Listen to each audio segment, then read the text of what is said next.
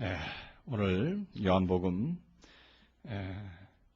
7장 45절부터 마지막 부분 53절까지는 이 대제사장들이 이제 예수를 잡아 죽이고자 하는 그러한 장면이 나오고, 이어서 예수님께서 이제 각각 이제 흩어진 이후에는 예수는 감람산으로 이제 가시는 그런 사건이 나고, 그 이튿날 아침에 성전으로 다시 들어오셔서 예수님께서 말씀을 가르치는 그러한 그 장면이 나옵니다. 이 7장과 8장은 역시 연속이 되는데, 예수님께서는 자신의 모습을 확연하게 이제 드러내죠. 7장에서 이제 성전에 유대인의 명절에 이제 올라가셔서 예수님의 자신의 모습을 드러내 보이고, 또 했더니 대제사장들과 그 하속들이 예수를 이제 잡고자 하는 그런 상황이 나옵니다. 이 대제사장과 바리새인들은 당연히 예수를 잡아야 되고, 잡아야만이 또 자신들의 그 입지가 어떠한 것을 또한 바로 보일 수가 있는 것이죠. 오늘날 또 우리 안에 나타나는 그리스도의 모습이 확연히 보여지고 명절의 상황이 보여질 때에 우리 안에 또 다른 어떠한 그 생각들이 우리로 하여금 자꾸만 우리를 끌어가는 것을 볼 수가 있습니다. 국기아는 예수 자신을 부인하려고 들고, 예수 자신을 또한 오히려 대적하려고 드는 그러한 그 모습들도 우리 안에 편재해 있는 것을 우리는 볼 수가 있습니다. 그러나 한편 이제 들은 바 말씀이 우리를 잡고 있을 때는 그 들은 바 말씀들이 우리를 또한 견고하게 세워서 정말로 그리스도를 어떻게 대우할 것이냐 하는 것에 대해서 이제 고민을 하게 됩니다. 그러나 실상 우리 주님께서는 항상 계신 곳이 감람산, 다시 말하면 올리브산이죠.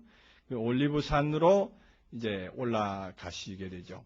그 주님이 계신 곳은 항상 올라와 있는, 그러니까 다시 말하면 산이라고 하는 땅에서부터 솟아 올라온 그 지점에 예수님께서는 계시다 이런 얘기죠.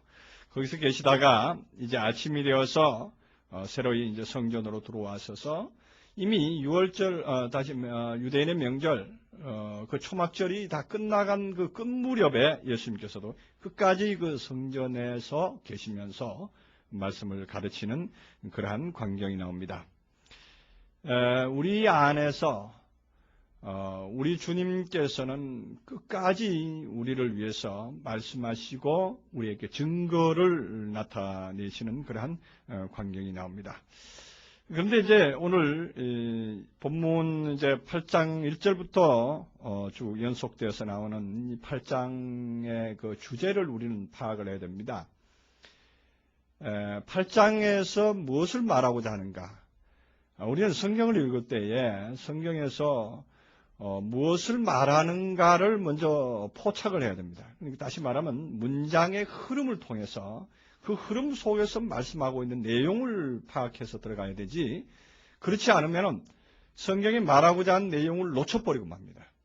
오늘 8장 1절 부분에서부터 11절까지 등장하는 것은 가늠한 여인이 이제 예수님께로 데리고 와서 바리새인과 이 유대인들이 예수를 시험하고자 해서 이제 말을 건네는데, 그 핵심이 뭐냐 하면은 거기서 예수님께서는 죄 없는 자가 돌로 치라 이렇게 말씀을 합니다. 죄 없는 자가 돌을 치라고 했더니 이제 그들 중에서 그들이 이제 그 말씀을 듣고 나서 하나씩 둘씩 이제 물러가고 나서 이 마지막으로 남은 그 여인에게 예수님께서는 가서 다시는 죄를 범치 말라 이렇게 말씀을 하십니다. 이제 정확하게 말하면 지금과 같은 죄에 다시는 또 떨어지지 말아라 이렇게 말씀을 했죠. 그러고 나서 이제 그 사건이 있은 다음에 예수님께서 내가 세상의 빛이다 이렇게 말씀을 하시면서 유대인들에게 너희는 육체를 따라 판단한다 이렇게 하면서 육체를 따라 판단하는 유대인들을 희책을 합니다. 육체를 따라 판단하는 그 판단은 정말로 너희들은 육체를 따라 판단하나 난 아무도 판단치 아니하노라 하면서 15절에 이렇게 또한 말씀을 하시고, 그 다음에 또 연복궤 옆에서 예수님께서 말씀을 하신 다음에 내 말에 거하면 참 제자가 되고 진리를 알지니 진리가 너희를 자유케 하리라 그러면서 죄에 매여 있는 상태에서 자유할 수 있다는 자유의 복음을 선포를 하죠. 31절 32절에 가서는. 그리고 이제 34절에 가서는 죄를 범하는 자마다 이미 죄의 종이다 이렇게 말씀을 합니다. 죄를 범하는 자다 하는 이 단어가 포이에오하는 자이거든요. 죄를 만들어내는 자는 죄의 종이다 이렇게 말합니다. 그 죄를 범하니까 죄에 매인다 이런 표현이 아닙니다. 죄를 자꾸만 만들어내는 유대인들입니다. 죄를 만들어내는 유대인들은 결국은 어떤 자라면은 자기 욕심을 따라 그 아비의 욕심을 따라 행한다. 이제 44절에서는 너희 아버지는 욕심을 따라 행하고 처음부터 살인자요 진리가 그 속에 없으므로 진리에 서지 못한다 이렇게 말하고 있는 것을 볼 수가 있습니다. 그래서 지금 유대인들과의 그 논쟁, 이 논쟁의 초점은 뭐냐면 죄라는 것이 무엇이다. 죄라는 것이 무엇인데 너희들이 죄를 스스로 만들어가지고 그 죄를 만들어가지고 그 죄의 종로로 타려고 한다. 이것을 아주 강점으로 말하고 있습니다.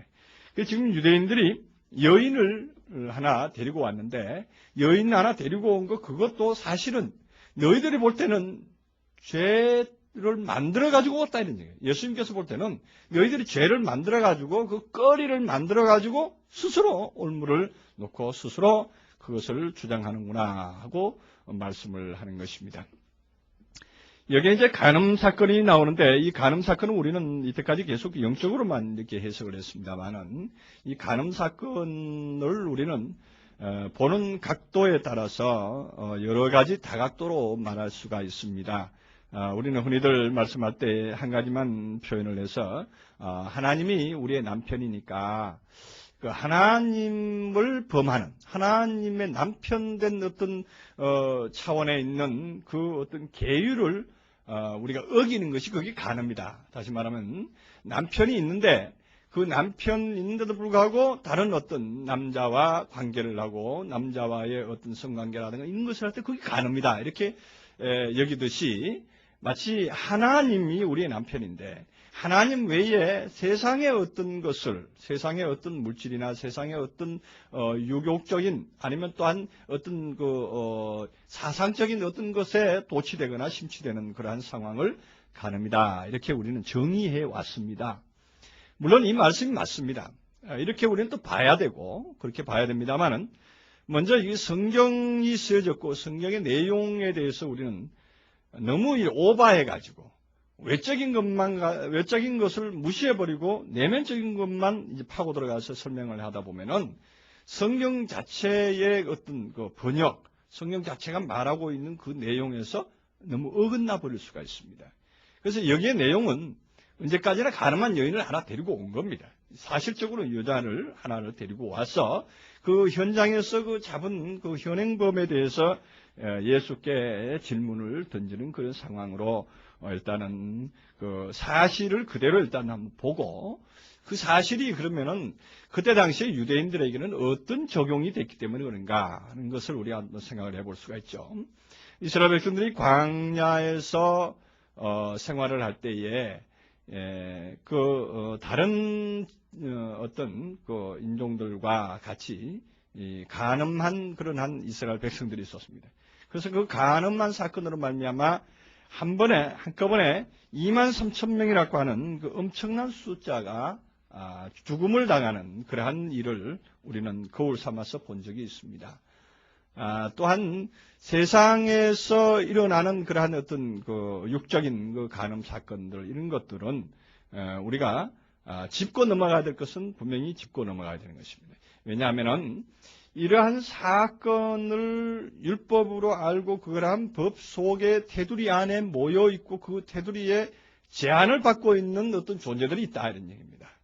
다시 말해서 이 세상에서는 다양한 부류의 복음의 계층이 있고 또 말씀을 따라서 산다고 하면서도 어떤 율법의 매인자, 그 다음에 또한 어떤 복음의 매인자, 사복음서에 매여 있는 자죠. 사복음서에 매여 있는 자.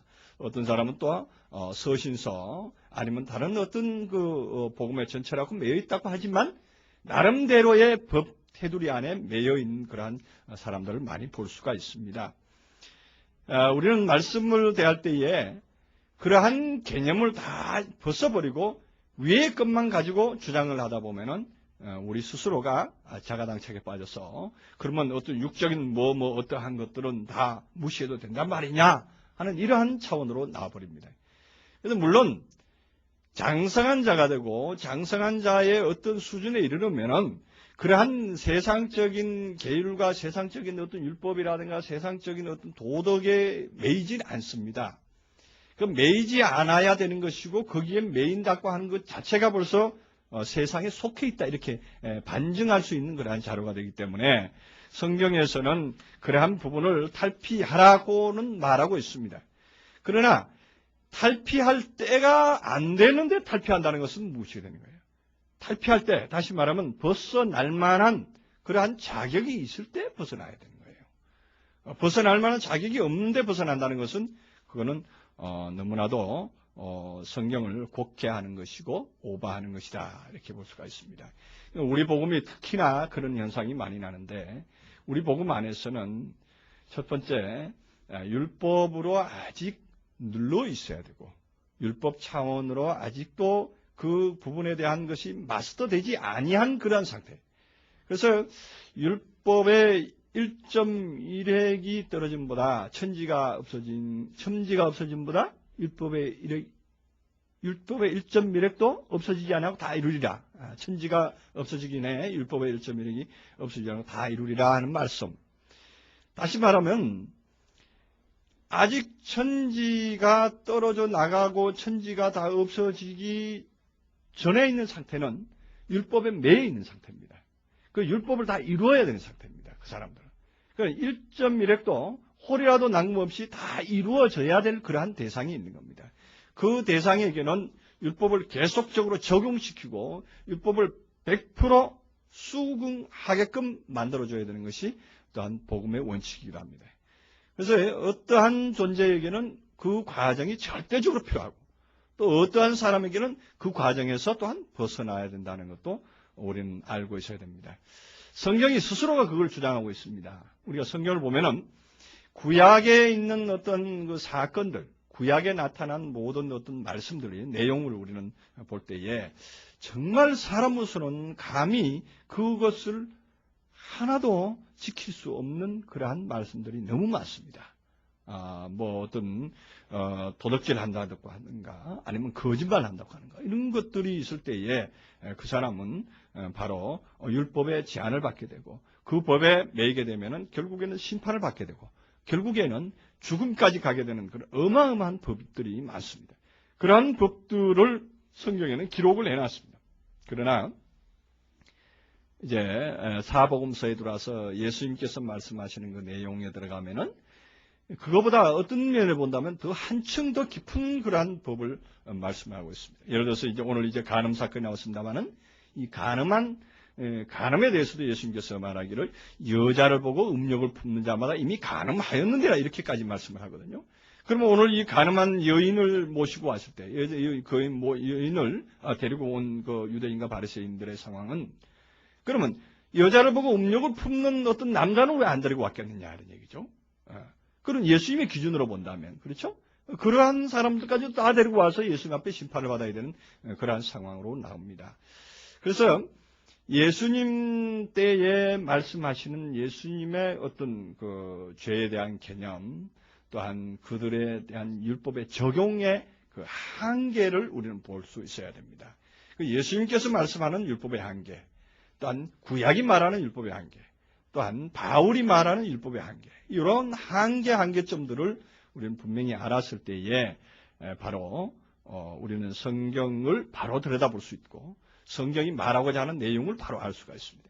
근데 우리는 이제 복음이라 그래서 모든 말씀을 이제 이해를 하고 이제 구약에서부터 신약의 모든 부분까지 이제 어느 정도 깊이 있게 통달을 하고 나서는 우리가 마치 그러한 모든 것을 다 통달한 자인 양, 모든 것을 실제적으로 통달한 자인 양 우리들이 자고할 때가 있다는 것입니다. 다시 말해서 우리가 학교 다닐 때에 도덕 시험을 정말로 열심히 공부를 해가지고 100점을 받았는데 자기 스스로가 도덕 군자인 양 스스로 자고해서는 안 된다는 얘기입니다. 시험 보기 위해서 공부하는 것, 또한 깨달은 것, 또한 아는 이런 지식은 언제까지나 지식이다 이런 거예요. 실체로 이루어졌느냐 하는 것을 우리는 바로 깨달았을 때에 성경의 기준대로 우리 자신들을 체크해서 성경에서 말하는 그러한 분량에 내가 정상적으로 이르렀는가를 알 때에 우리는 한 단계 한 단계 업그레이드해서 넘어가야 된다는 것입니다. 그렇지 아니한 상태에서 우리가 자칫 이렇게 바울이 그렇지 않느냐, 아니면 뭐 어떤 서신서에 누가 그렇지 않느냐, 예수님께서 이렇게 말씀했지 않느냐, 그러니까 나도 이렇게 한다 그렇게 말하는데 사실상 그건 참으로 위험한 발상입니다. 그렇기 때문에 저는 우리가 복음 안에 있다고 하면서 자칫 오버할 수 있는 그러한 부분들에 대해서 분명하게 말씀을 드리고 싶은 것입니다. 그래서 오늘 이 간음 사건에 나온 이러한 부분도 정말로 이러한 법에서 완전히 초월할 수 있는 그러한 어떤 대상과 그러한 어떤 상태가 됐을 때는 그러한 것을 충분히 넘어서 말씀을 또한 볼 수도 있어야 되고 깨달을 수가 있어야 되는 것이죠. 그렇지 아니한다면 아직도 우리는 그러한 법에 매여 있다 이렇게 봐야 됩니다. 그 매여 있다고 말하는 것은 조금 어폐가 있습니다만은 그 법을 아직 이제 과정이 남아있다. 이수할 과정이 남아있다. 이렇게 봐야 되는 것이죠. 이수할 과정이. 말씀을 성취해서 그 말씀을 내게서 이루어서 그것이 나에게 적용하는 시간이 있어야 된다. 이런 얘기죠. 적용하는 시간을 두지 아니하고 그냥 들은 것으로서 된 것인 양 생각하는 것은 참으로 큰 오해를 만들어내서 결국에는 자기도 모르게 침륜에 빠지는 그러한 상황에 들어가는 것을 우리는 주의해야 된다는 것을 말씀을 드리고 싶습니다. 그래서 오늘 이 본문에 간음한 여인이 간음 중에서 잡혔다 이렇게 3절에서는 말하고 있습니다. 바리새인과 서기관들이 이 간음 중에 잡힌 여자를 이제 끌고 와서 이제 가운데 세우고 예수께 이제 말씀을 하는 그러한 장면이 나옵니다. 지금 이 간음 중에 잡힌 여자는 우리가 이 복음서 중에서 이 요한복음을 다루고 있기 때문에 그때 상황으로서는 실제로 이제 간음 중에 잡힌 여자다 이렇게 보겠지만 이 간음이라는 그 정의를 이제는 좀 내려볼 필요가 있죠. 우리가 흔히들 말하기를 간음이라 그러면은 남녀의 어떠한 그 육적인 관계에서 빚어지는 것이 간음이다. 이렇게 정의를 합니다. 그러나 그것은 육적으로 볼 때는 그러한 부분으로 보여지는 것입니다. 육적으로 볼 때는. 그리고 지금 오늘 바리새인과 서기관들은 육적인 관념에서 파고 들어오는 자들입니다. 육적인 관념에서 그것을 따지고 들어오는 사람들입니다. 이런 사람들에게 예수님께서 그 간음에 대한 그것을 뭐 어떤 간음을 했느냐, 누구와 어떻게 했느냐, 상대가 누구냐 이걸 따지는 게 아닙니다. 오로지 예수님께서는 여기서 말씀하시기를 죄 없는 자가 돌로 치라. 그 죄에 대한 개념을 거기서 가르쳐 주는 것입니다. 그 죄에 대한 개념이 뭐냐? 다시 말해서 우리가 만들어 놓고 우리들이 인간들이 세워 놓고 있는 어떠한 그 계율들 있죠. 그 율법들, 그 율법이라고 하기도 그렇고 도덕이라고 할 수도 말할 수 있는 인간들이 세워 놓는 어떤 틀입니다. 그 틀에 잡혀 있는 거죠. 이 여자 역시 인간들이 세우는 어떤 틀에 잡혀 있었던 그런 상황입니다. 그 틀에 잡혀 있고 자기네들이 만들어 놓은 그 올무에 걸려 있는 그러한 상황인데, 그 여자는 어떤 간음 중에 잡혀 있는가 한번 보면은, 그 간음하다가 현장에서 잡혔나이다 이렇게 말하죠. 본문에서 4절에 보면 예수께 말하되 선생님이여, 이 여자가 간음하다가 현장에서 잡혔나이다 이렇게 말하는 그 현장, 이 현장이 아주 좋은 소스를 제공을 하고 있습니다. 이 원어로 보면은 에파우토포로라고 하는 단어입니다. 에파우토포로라고 하는 단어인데, 이 에파우토포로는 에피 플러스 아우토스 플러스 프로라는 단어입니다. 이 세 단어가 합성돼서 만들어졌는데, 에피는 위에 있다는 얘기고, 아우토스는 자신이라는 얘기고, 그 다음에 프로라는 단어는 절도다 이런 얘기입니다. 뭘 훔치다, 절도하다. 그러니까 무엇을 절도하고 있느냐? 무엇을 절도하고 있느냐? 자신을 절도하고 있는 거예요. 자신. 아우토스. 자신을 절도하는 것을 계속적으로 하고 있다. 에피. 위에 있다는 얘기는 계속적으로 연속하고 있다는 얘기입니다. 그래서 자신이 자꾸 무엇에 훔치고 있는, 자신의 양심을 훔치고 있고, 자신의 어떤 생각을 훔치고 있고, 자신의 어떠한 것들을 훔치고 있는 그러한 상황이다. 그러니까 절도를 하고 있는 상황이다. 그런 얘기입니다. 그러한 것들은 우리 안에서 흔히들 볼 수가 있죠. 다시 말해서 하나님의 어떤 속성, 그리스도의 속성으로 나아가는 길이 아니고 다른 어떤 세상적인 속성을 자꾸 끄집어 들이는 그러한 것, 그러한 행위가 하나의 현장에서 잡힌 상황이다. 절도하고 있는 그런 상황이다. 내 자신이 훔치고 있는 상황이고, 다시 말해서 다른 그 범죄를 계속적으로 연속하고 있는 것, 다른 범죄를.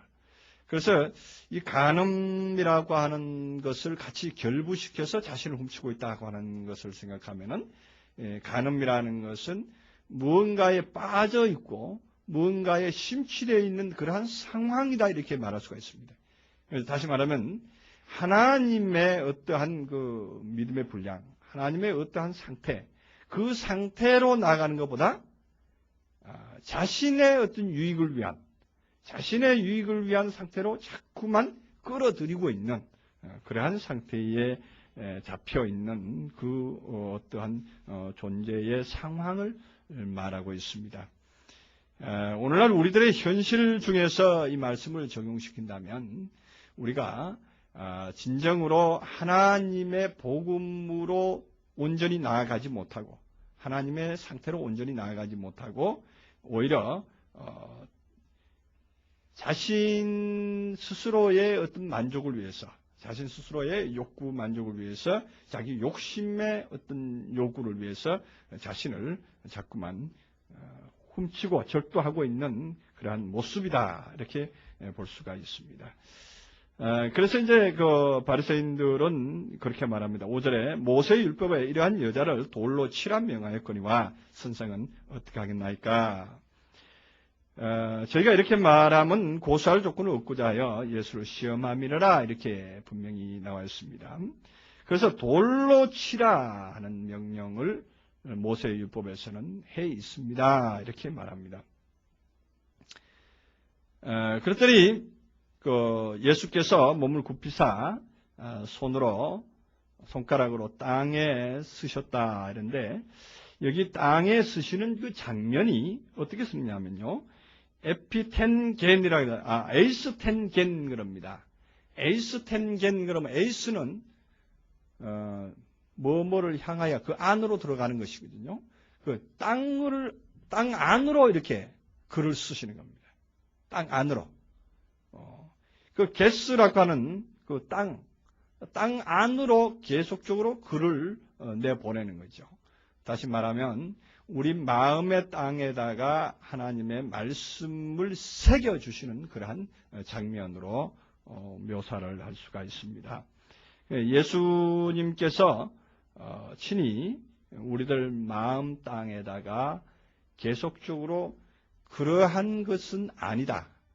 다시 말해서 이러한 삶이 아니고 이러한 삶은 거짓된 것이다 하는 것을 우리 속에다가 기록해 주시는 겁니다.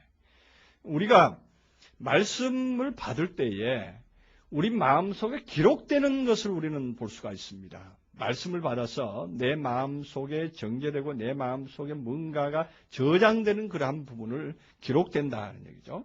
지난 시간에도 그런 말씀을 했습니다. 말씀이 기록된 말씀, 그것이 또한 레마로 나오기까지, 로고스로 상태로 있다가 레마로 나오기까지 했다가 그것이 더 확실하게 바깥으로 나와서 흘러나올 때 그것은 바로 푸뉴마가 된다. 그것은 바로 영이 된다. 이렇게 말씀했습니다. 그래서 기록된 말씀은 다시 말해서 더 나아가서 레마로까지 나오기 위한 아주 기초적인 말씀입니다. 기초적인 상태가 됩니다.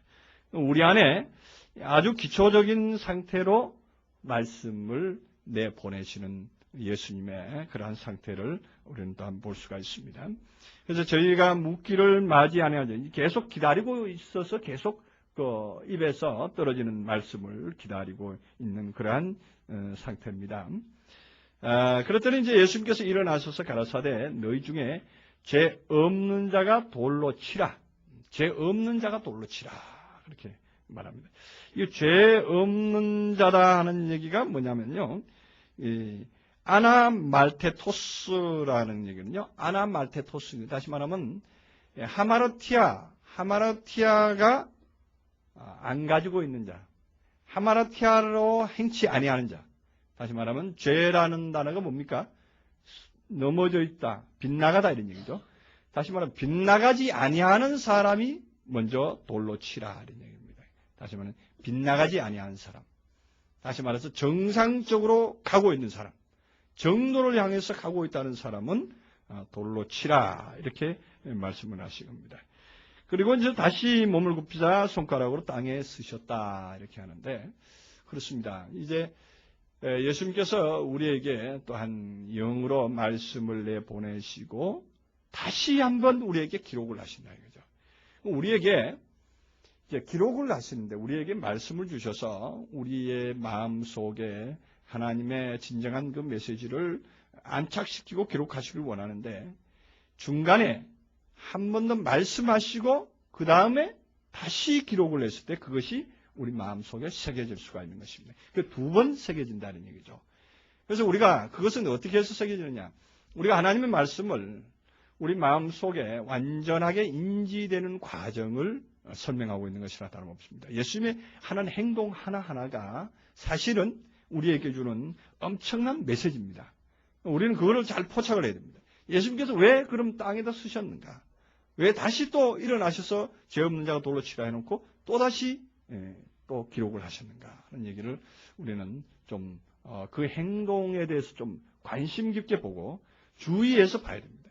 그래서 먼저 기록한 것은 1차적인 말씀이요. 1차적으로 우리에게 들려지는 말씀이다 이렇게 볼 수 있습니다. 그러나 2차적으로 우리 마음 속에서 예수께서 일어섭니다. 그 말씀이 일어서는 거예요. 기록된 말씀이 내게서 일어서서 다시 내게 말씀을 낼 때가 있습니다. 이제 우리에게 이제 들은 말씀들을 여러분들은 이제 녹음 테이프를 통해서 듣든지 아니면 어떤 상황으로 누구에게 듣든지 들은 바 말씀이 기초가 되어서 나중에 그 말씀이 일어설 때가 있는 거예요. 그 말씀이 내 안에서 딱 일어서서 그 말씀이 뭔가를 만들어낼 때가 있고 뭔가를 나에게 지시할 때가 있습니다.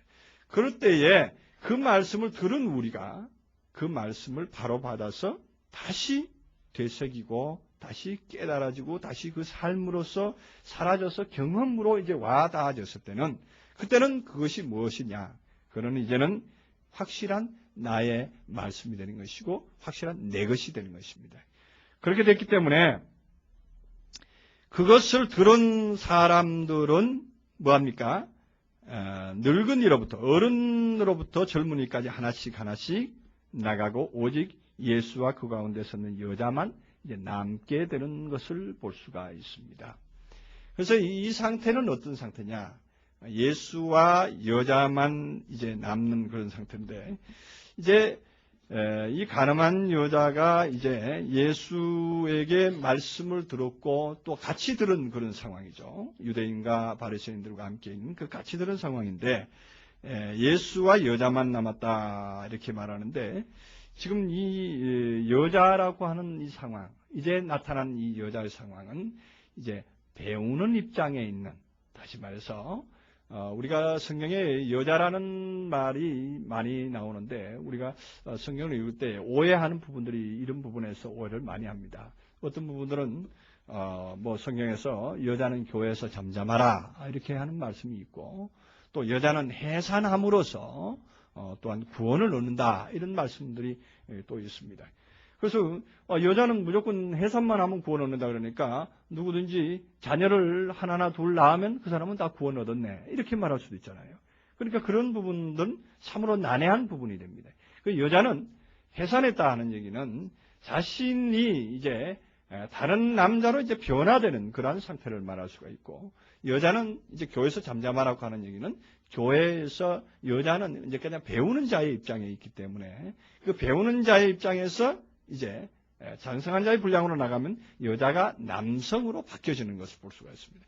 성경에 성에 대한 구분이 여러 부분에서 나오는데, 신약 성경에서는 남성과 여성과 중성 이 세 가지가 나옵니다.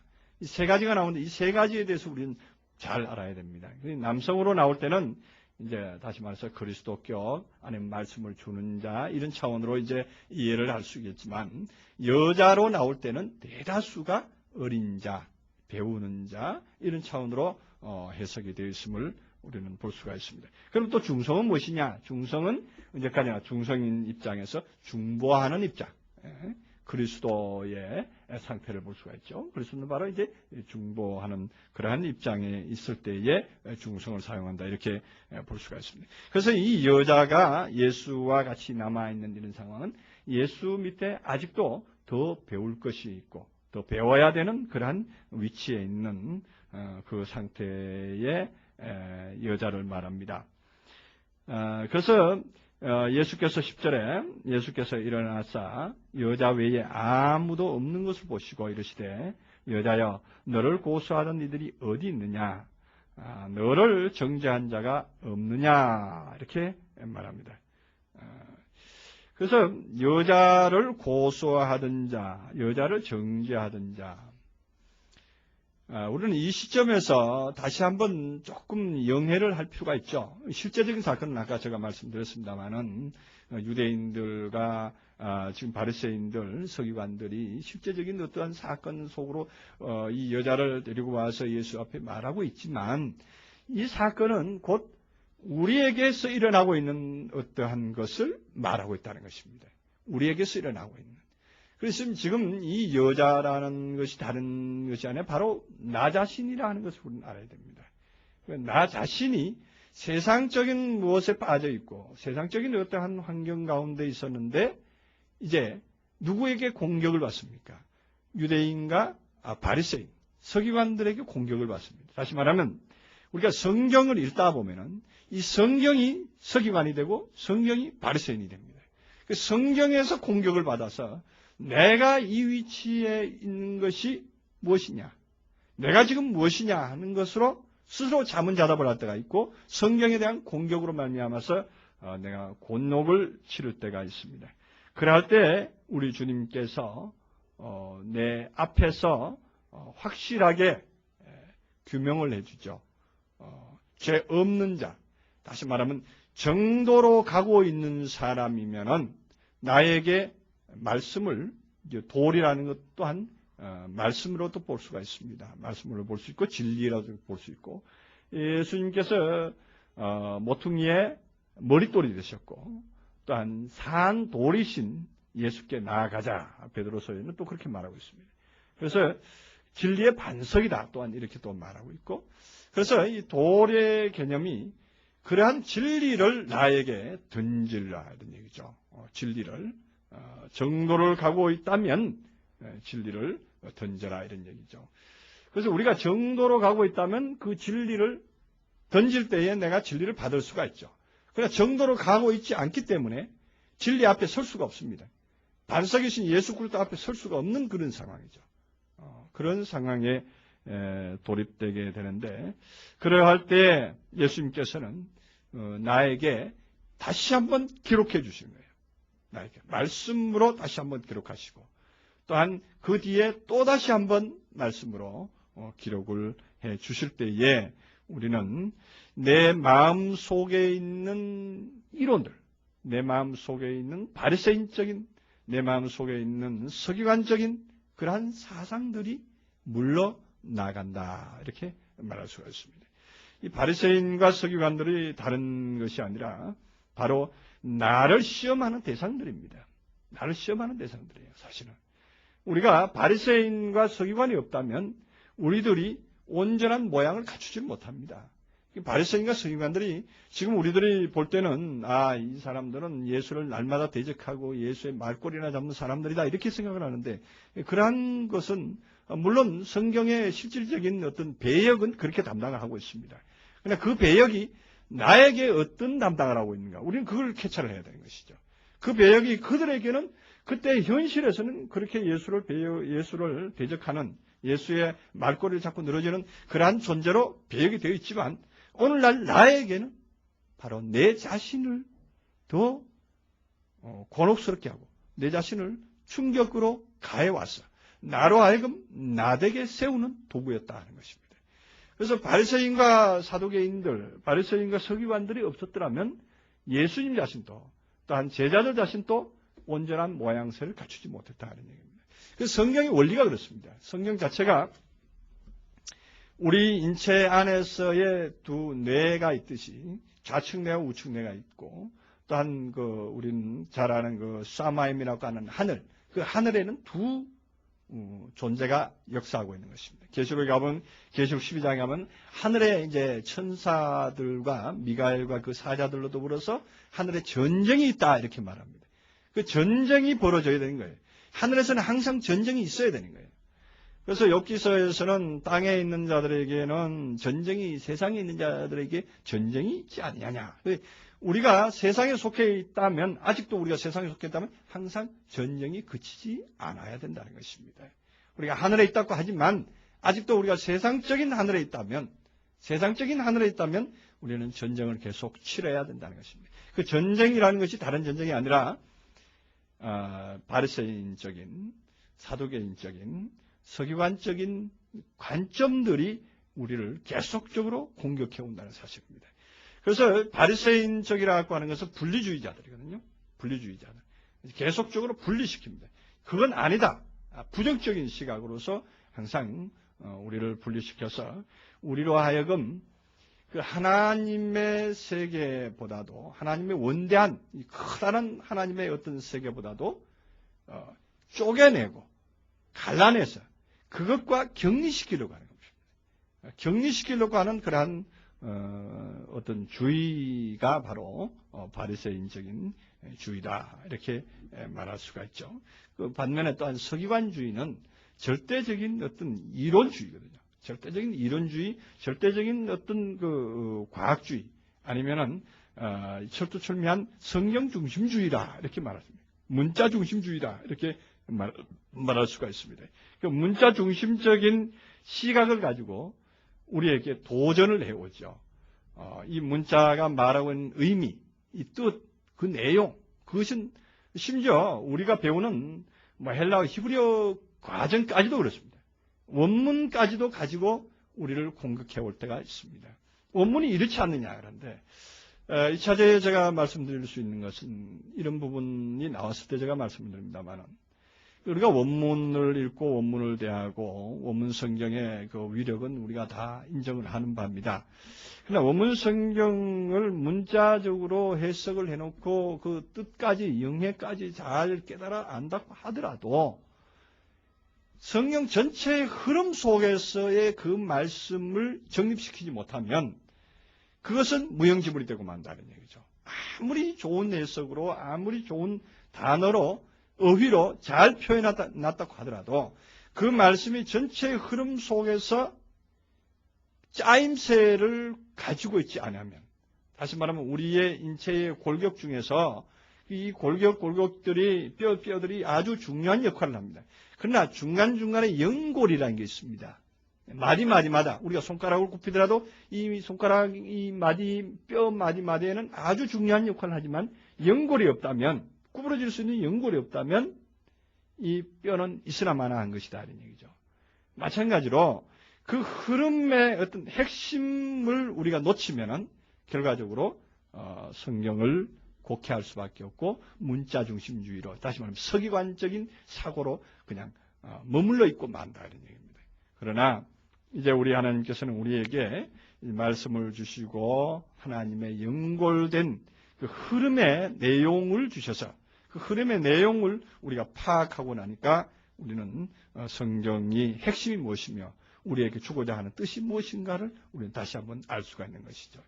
우리가 성경에서 오늘 또 이렇게 보는 그 가늠한 여인 사건을 통해서 우리가 이러한 부분들, 우리가 어떤 율법적인 어떤 다시 말해 이론적인 어떠한 것에 스스로 만들어 놓은 어떤 틀, 이런 것에 우리가 매여 있지는 않는가? 우리가 그러한 부분들에 우리 스스로가 빠져 있지는 않는가? 그러한 어떤 생각들에게 우리가 잡혀 있지는 않는가? 우리는 다시 한번 살펴봐야 됩니다. 그러한 부분들을 놓쳐버리면은 우리는 또다시 알고 있는 것으로 높아져가지고, 알고 있는 것만 가지고 자족하려고 그러고, 그것만 가지고 살려고 하는 그런 상태가 되어버립니다. 그러면 그같이 몸이 건조한 일이 없습니다. 너무 몸이 건조합니다. 정말로 우리들의 삶의 어떤 윤활유가 되어줘야 될 하나님의 어떤 그 파워, 하나님의 어떤 그 윤활유와 같은 그 어떤 힘이 우리 속에 작용을 해줘야 되는데, 그것이 아니고 단순하게 우리가 깨달아 아는 것 가지고 높아져서 그 아는 것 가지고 하려고 그러다 보니까 생각은 저 위에까지 있어요. 우리가 깨달은 것은 저 하늘만큼 있어요. 그러나 우리의 삶은 그렇지 못하니까 그것으로 인해서 우리는 갈등하게 됩니다. 그러나 이제 우리들이 이제 깨달아 아는 것으로 만족하지 아니하고, 깨달아 아는 것은 곧 나로 하여금 그러한 삶 중에서 터득돼서 완성해야 된 숙제로 알고 그 숙제를 하나하나 한 매듭 한 매듭 풀어나갈 때에 우리는 결과적으로 우리 주님께서 원하는 그러한 모습으로 나올 수 있으리라고 봅니다. 얘기가 다른 각도로 조금 갔는데요. 그래서 이제 예수님께서 이 여자와 이제 마주 대해서 너를 고소하던 사람이 어디 있느냐, 또한 너를 정죄하는 자가 없느냐 하고 이제 예수께서 말씀을 하셨습니다. 11절에 대답하되 주여 없나이다. 없나이다. 이렇게 그런 정죄하고 고소하던 자가 이제 사라졌다 이런 얘기입니다. 사라졌다. 왜? 진리로 나오는 자만 예수 앞에 또한 어떤 대상을 판단하고 헤아릴 수 있습니다. 이 진리가 아니면 헤아릴 수가 없거든요. 우리가 알고 있는 인간들이 세우는 잣대 가지고는 아무것도 측량하거나 헤아리지를 못합니다. 우리나라에서는 좌측 통행, 다시 말하면 우리나라에서는 그 운전대가 좌측에 있어서 운전을 할 때에 항상 오른쪽, 우리 차선의 오른쪽에서 운전을 해서 나가게 됩니다. 그러나 일본 같은 경우는 반대죠. 운전석이 오른쪽에 있습니다. 그래서 우리와 반대편에서 차가 옵니다. 우리는 이쪽으로 가고 있는데 그쪽에서는 오히려 이쪽이 오른쪽이 돼가지고 반대가 되어서 흘러가는 것을 볼 수가 있습니다. 그것이 그 나라의 법이다 이런 얘기죠. 그 나라에 그들이 세우는 법입니다. 한국에서는 그렇게 했다가는 큰일 나죠. 충돌하고 말이죠. 그러나 그 나라에서는 통한다 이런 얘기입니다. 이런 법들이 세상에는 비일비재합니다. 물론 내가 비단 한 가지 이 통행 방법만 말씀을 드렸는데, 또한 여러 가지 그 세상에 법들이 있습니다. 뭐 일부 다처제가 통용되는 나라가 있는가 하면은 일부 일처제 외에는 절대 통용하면은 그건 정말로 오늘 같은 이런 간음 사건이니 이런 걸로 얽어매는 그러한 나라도 있고. 그러면 어느 법이 진리의 법이냐, 어느 법이 진짜냐 이렇게 말했을 때에 그러한 모든 법들은 무엇이라고 봐야 되겠습니까? 그러한 법들은 바로 사람들이 세우는 법이라는 얘기죠. 그렇기 때문에 그러한 법들은 모순투성이다 이런 얘기입니다. 법으로 인간을 묶는다. 법으로 사람들이 제한한다. 이런 모든 것, 세상에 뭐 상법이니 뭐 민법이니 아니면 형법 모든 법 자체가 그렇습니다. 그 자체의 어떤 그 스스로의 어떤 딜레마 같은 것들이 있는데 그러한 것들은 결국은 사람을 온전하게 하지를 못합니다. 단지 그들의 어떤 틀을, 그들의 어떤 사회성을 유지하는 도구로는 사용할 수 있을지 몰라도 진실로 사람을 자유케 하지는 못하죠. 오늘 예수님께서 그런 부분을 대해서 이제 요한복음 8장에서 또 터치를 합니다. 네. 그래서 너희는 내 말에 거하면 내 제자 되고 진리를 알지니 진리가 너희를 자유케 하리라 하는 말씀이 그 진리라는 것을 모르기 때문에 사람들은 사실은 모든 법에 매여 있는 것입니다. 우리가 진리를 깨닫고 보면은 정말로 예수님께서 말씀하시는 그 돌을 확실하게 가진 자가 되면은 어느 대상을 향해서도 우리는 판단할 수가 있습니다. 헤아릴 수가 있습니다. 우리 안에 진리가 없기 때문에 우리는 우리 스스로가 오히려 저쪽에서 공격을 받는 그런 대상이 되어 있습니다.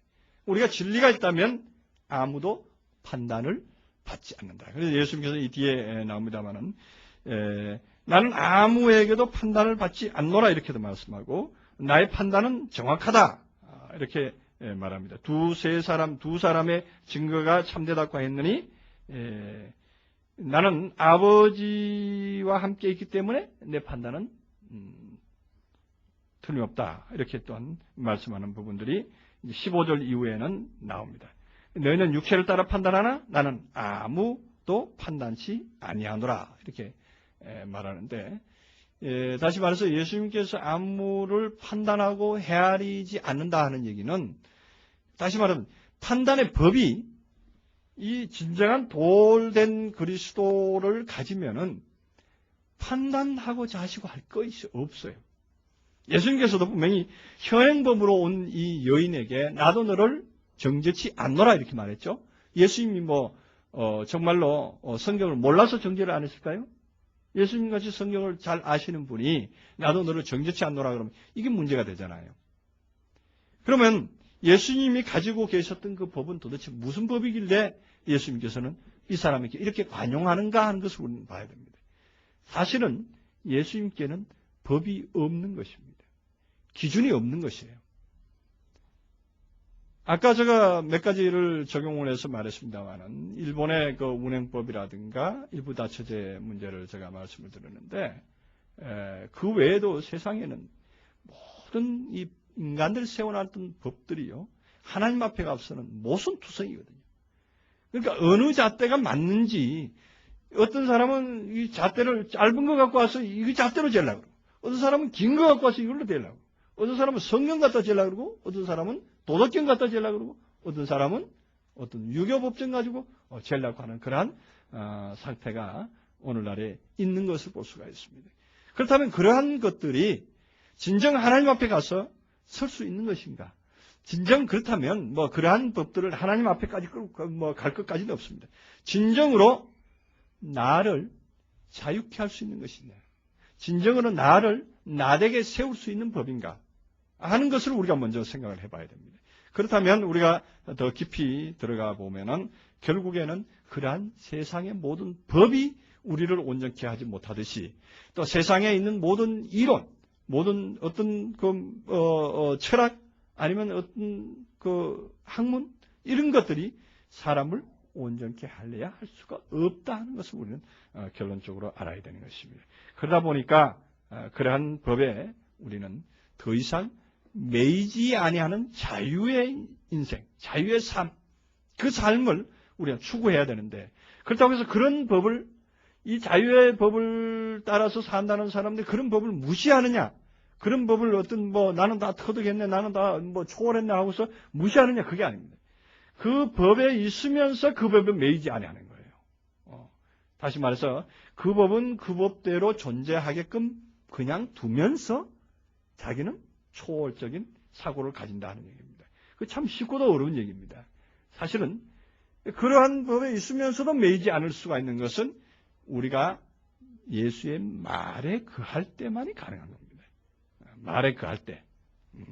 이제 그 말에 거하는 상태는 이제 다음 시간에도 연속해서 말씀을 드리겠습니다만은, 그래서 오늘 이 마지막 부분에 그 11절에서 나도 너를 정죄치 아니하노니 가서 다시는 죄를 범치 마라, 이렇게 말합니다.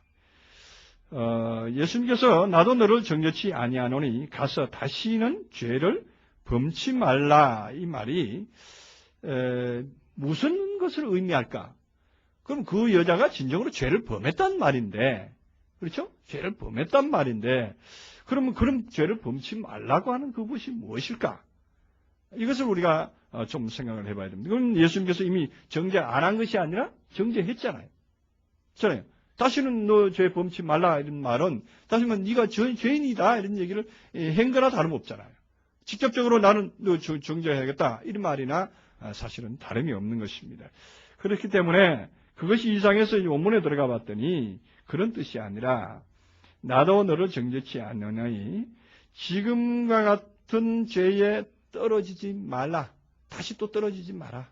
지금과 같은 죄에 다시 떨어지지 마라. 지금과 같은 죄라고 하는 것이 뭐예요? 이 죄라는 단어는 어쩔 수 없이 이 죄라는 단어로 사용을 하는데, 죄라는 단어를 하마르티아는 빗나가지 말라는 얘기거든요. 지금과 같이 빗나가지 말아라, 이런 얘기예요. 지금과 같은 이러한 빗나가는 삶에 떨어지지 말아라, 이런 얘기입니다. 오늘날 우리들에게 아주 중요한 그 메시지를 주고 있는 것입니다.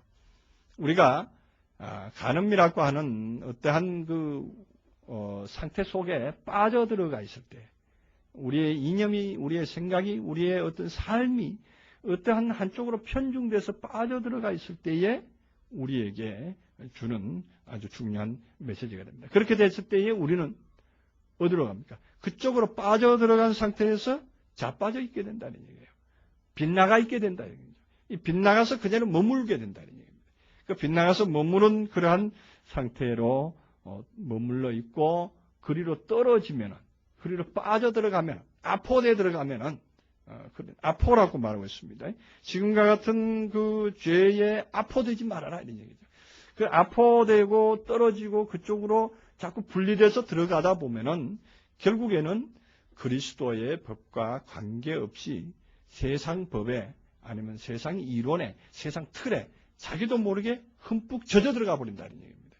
흠뻑 젖어 들어가 버리면 나중에는 이제는 정도가 무엇인지, 진리가 무엇인지, 삶이 무엇인지, 진정한 삶의 의미가 뭔지를 미처 깨닫지 못하고 거기에 쓰러지고 만다는 이런 말씀이 되겠습니다. 그래서 오늘 우리가 본 바 말씀은 그 여자가 간음한 그 사건이지만 사실은 우리들의 마음 속에도 얼마든지 한쪽으로 편중해서 어떤 간음적인 그러한 행위를 할 수 있는 그러한 상태이고, 또한 이 간음의 어떤 상태가 성경적으로는 육적인 간음을 다루고 있지 않다고 하더라도 적어도 우리가 때를 따라서 어떠한 법도를 지켜야 되는데, 때를 따라서 그 법도를 지킬 만할 때에 지켜야 된다는 얘기예요.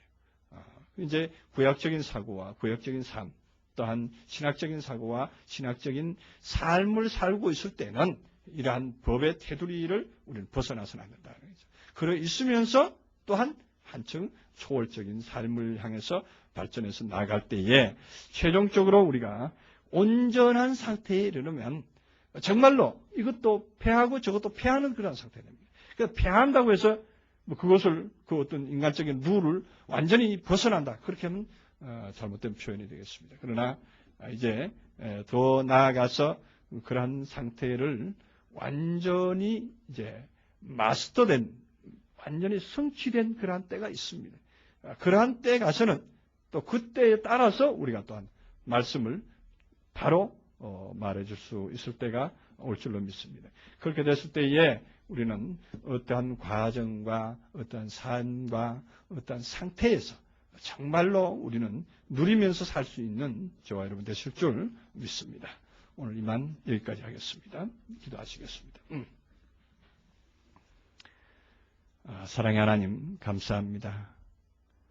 오늘처럼 귀한 말씀으로 우리를 교훈하셔서 우리의 삶이 어떠해야 되며 우리가 어떤 삶에 살아야 된다 하는 것을 다시 한번 알려주심을 감사드립니다.